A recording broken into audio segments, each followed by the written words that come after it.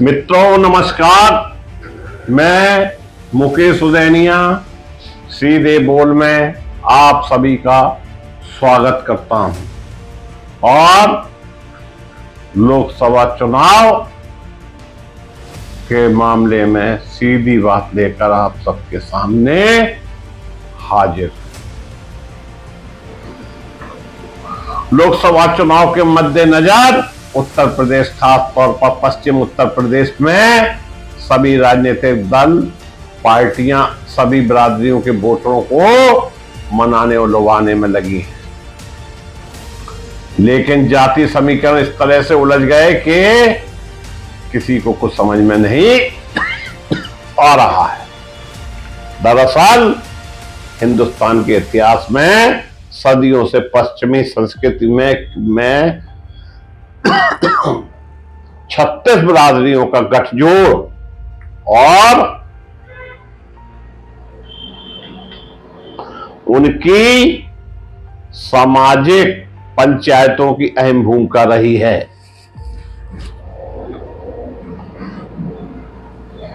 गांधी गांवों की अर्थव्यवस्था का आधार यही 36 बिरादरियां हुआ करती थी, जिसमें ना तो पहले कोई भेदभाव और ना ही किसी तरह की छुआछात आदि जैसी कुप्रथाएं हुआ करती थी। यहां तक कि अगर किसी निचली बिरादरी में कोई विद्वान पैदा होता था तो उसका काम भी उनके हुनर के आधार पर तय किया जाता था।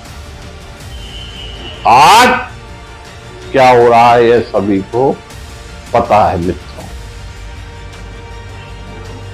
और उनका बड़ी बिरादरी के लोग भी सम्मान करते थे, उनके साथ अपना रिश्ता रखते थे। यह तब की बात है जब हिंदुस्तान में बाहरी लोगों का आवागमन नहीं हुआ था। तब पंचायतों में ही फैसले हुआ करते थे और कोई कोर्ट कचहरी नहीं हुआ करती थी। जो फैसले पंचायत में नहीं हुआ करते थे, इस प्रकार के पंचायतों के फैसलों के हिसाब से ही समाज आगे बढ़ते थे। यह थी पंचायत की ताकत। इन पंचायतों की रचयिता आज भी खाप पंचायतों के रूप में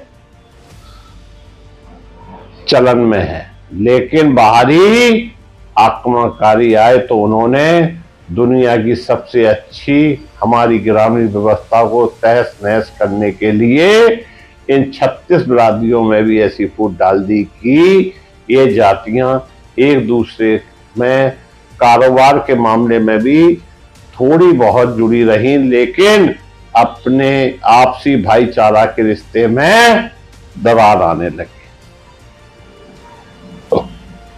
और इस हद तक ये रिश्ते खराब हुए कि कई बिरादरियों ने एक दूसरे के यहाँ का पानी पीना मुनासिब नहीं समझा। यह है, आपको पता है, फूट डालो और राज करो नीति। बहरहाल आज भी इन बिरादरियों में आपसी फूट पड़ी है, जिसका फायदा राजनीतिक पार्टियां जमकर उठाती हैं मित्रों।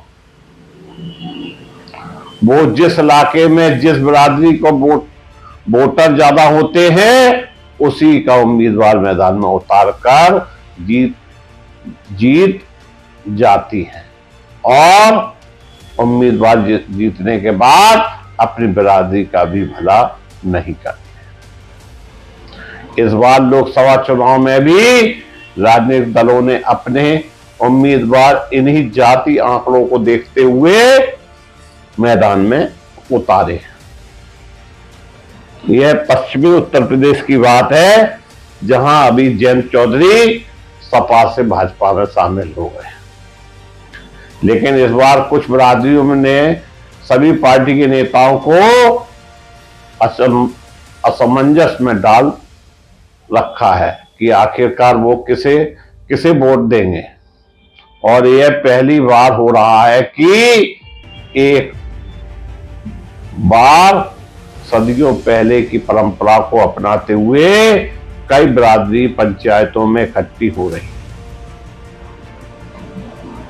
और लोकसभा चुनाव में वोटिंग को लेकर चर्चा चल रही है।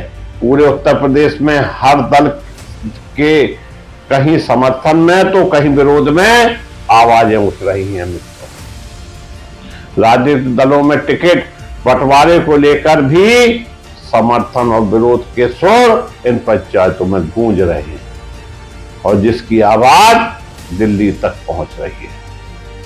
टिकट न मिलने के कारण नाराजगी ने लोकसभा चुनाव में विरोध वोटिंग से लेकर साल 2027 में उत्तर प्रदेश विधानसभा चुनाव के समीकरण बिगाड़ने और बनाने की कस्में भी अब इन पंचायतों में खाई जा रही हैं।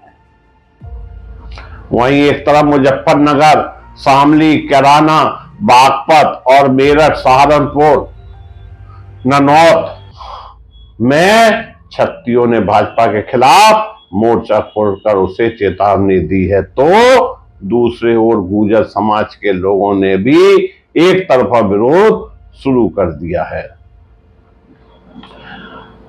राजपुर, छाजपुर के राजपूतों ने जरूर पंचायत के विरोध के फैसले का विरोध किया है। त्यागी समाज भी पिछले काफी समय से भाजपा के खिलाफ नोएडा प्रकरण को लेकर विरोधी स्वर बोलते नजर आ रहे हैं। पिछले दिनों मुजफ्फरनगर के कुछ गांवों में सैनी समाज और ब्राह्मण समाज की भी भाजपा के विरोध में पंचायतों की खबर है। इसी प्रकार से कई दूसरी बड़ी जातियों भी विरोध के सुर में आ गई हैं। बताया जा रहा है कि 17 अप्रैल को मुजफ्फरनगर के भोपा रोड पर ब्राह्मण समाज की पंचायतें रखी गई थी। इसमें कोई दो राय नहीं कि सत्ताधारी दल के खिलाफ विरोध है, लेकिन यह भी मानना है कि सत्ता के खिलाफ काम और स्थानीय प्रतिनिधि के खिलाफ जनता में अधिक रोष व्याप्त है। लेकिन इसका यह मतलब नहीं निकाला जाना चाहिए कि यहां पर भाजपा की स्थिति अत्यधिक कमजोर है। लोग आज भी कई गांव में भाजपा का समर्थन करते हुए भारी तादाद में दिखाई देते हैं। दरअसल पश्चिम की बिरादरी के कुछ प्रमुख लोगों का मानना है कि लोकसभा चुनाव में कई बिरादरियों को अब तक राजनीति में सिर्फ लोग लुभाने वायदे ही मिले हैं और लगातार धोखा खाते हुए अब ये बिरादरियां बदलाव का मन बना रही हैं और कहीं ना कहीं इन चीजों से आहत भी हैं कि उन्हें अब सोच समझकर जात से बाहर निकलकर एक सही जनप्रतिनिधि चुनना है, क्योंकि उनके इलाके का विकास कर सके। पहली बार किसी लोकसभा चुनाव में जाति पंचायतों का सिलसिला जोर पकड़ रहा है दोस्तों, और इसका असर इस बार राजपूत, गुर्जर, ठाकुर, ब्राह्मण और सैनी, कश्यप आदि पिछड़ी बिरादरियों पर पड़ता नजर आ रहा है। मेरठ के गढ़ रोड पर स्थित 12 क्षेत्र में सिसौली गांव में छत्ती समाज के पंचायत की और बिरादरी की एकजुटता पर बल देते हुए किसी एक पार्टी के खिलाफ वोटिंग करने की कस्में खाई गई। इसी प्रकार से बागपत में मुस्लिम अब कभी रलौद पर भरोसा न करने की बात कह रहे हैं। बता दें कि पश्चिम उत्तर प्रदेश में रलौद के प्रमुख जयंत चौधरी के भाजपा के साथ जाने के बाद से मुस्लिम समाज के लोग उनसे नाराज हैं और उन्हें इसका सबक सिखाने का मन बना रहे हैं। बहरहाल इन पंचायतों को कस्मों और फैसलों को खास तौर पर त्यागी, राजपूत और ठाकुरों की पंचायतों में लिए गए फैसले से भाजपा हाईकमान की नींद हो गई। दिल्ली दरबार के कान खड़े हो गए और इलेक्शन को देखते हुए कहीं गच्चा न खा जाएं, इसलिए हाईकमान ने रक्षा मंत्री मुख्यमंत्री योगी आदित्यनाथ को इनके मन टटोलने के लिए कमान सौंपी है। एक तरफ राजनाथ सिंह अपने नाम के आगे अब ठाकुर लगवा कर ये प्रदर्शन कर रहे हैं कि ठाकुर हैं, और ठाकुर समाज को उनके चेहरे को देखते हुए भाजपा को ही साथ में लेकर चलना चाहिए। राजनाथ सिंह के लोग अब राजनाथ सिंह जिंदाबाद के नारे भी लगा रहे हैं। कहीं योगी आदित्यनाथ और उनके समर्थकों को भी यह बताना पड़ रहा है कि वो राजपूत के परिवार से है और उनके हितों का पूरा ध्यान रखते हैं। लेकिन राजपूत ने तो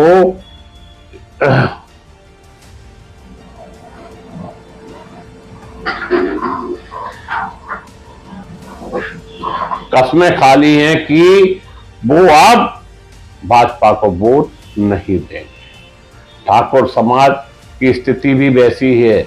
वैसे भी उत्तर प्रदेश में क्या राजपूत, क्या ठाकुर और क्या जाट, किसी भी बिरादरी का कुछ भला नहीं हुआ है, और कहने को हर बिरादरी से कोई ना कोई नुमाइंदा राजनीति में है और अपनी संपत्तियों को दिन दुगना रात चौगुनी रफ्तार से बढ़ाने में लगा हुआ। वैसे तो किसी भी नेता को जीतने के बाद पूरे इलाके में समान रूप से विकास करना चाहिए। उसे जातवाद और धर्म से ऊपर उठकर अपने इलाके के हर नागरिक के सुख दुख में आकर खड़ा होना चाहिए और अपने इलाके में पानी, बिजली, सड़क, शिक्षा, रोजगार की व्यवस्था के लिए काम करना चाहिए। लेकिन जातवाद के नाम पर चुनाव जीतकर विधानसभा और संसद में पहुंचने वाले ये नेता सभी 36 बिरादरियों का विकास तो दूर की बात अपनी बिरादरी के भी नहीं रहते हैं, बल्कि उन्हें लगातार 5 साल तक खूब दोनों हाथों से लूटते हैं और भ्रष्टाचार करते हैं और 5 साल तक अपने इलाके में किसी को दर्शन तक देना मुनासिब नहीं समझते हैं और ना ही किसी की कोई समस्या सुनना पसंद करते हैं। यह है हमारे नेताओं की इस देश में कहानी। लेकिन जब चुनाव आते हैं तो वोट मांगने के लिए हाथ जोड़कर 10 से 12 दिनों तक घूमते हैं और बिरादरी की दुहाई देने से लेकर विकास कराने के वादे और दावे करते हैं। अब ये समाज के सभी वर्गों को सोचना होगा कि उन्हें इस बेगैरत और भ्रष्टाचारी नेताओं के साथ क्या सलूक करना चाहिए। बहुत बहुत धन्यवाद।